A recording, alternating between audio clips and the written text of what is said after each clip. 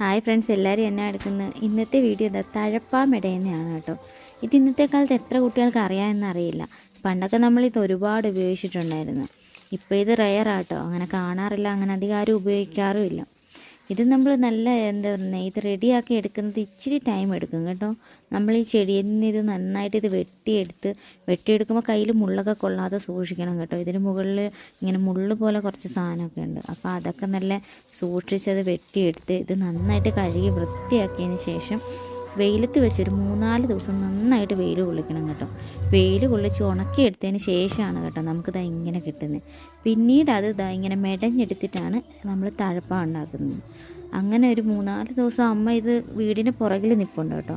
അമ്മ അത് വെട്ടിയെടുത്ത് നല്ല സെറ്റാക്കി ഉണക്കിയെടുത്ത് ഇന്ന് കാർത്തിക്കുട്ടൻ ട്യൂഷന് പോയിട്ട് തിരിച്ചു വരുന്നതിന് മുന്നേ അവനൊരു പായ ഉണ്ടാക്കി കൊടുക്കാം എന്ന് പറഞ്ഞാണ് അമ്മ ധൃതി വെച്ചിരുന്ന് മെടയുന്നത് കേട്ടോ.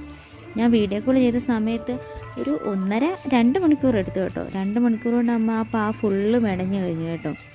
അങ്ങനെയാണ് കാർത്തിക്കുട്ടൻ വരുമ്പോഴത്തേക്കിന് അവന് കൊടുക്കണം എന്ന് പറഞ്ഞ് പെട്ടെന്ന് അമ്മ ഇരുന്ന് ധൃതി വെച്ച് മെടയുമായിരുന്നു കേട്ടോ. അങ്ങനെ ഒരു 3-4 ദിവസം എടുത്തു കേട്ടോ ഇതിൻ്റെ പുറകിന് മെനക്കെടാനായിട്ട്.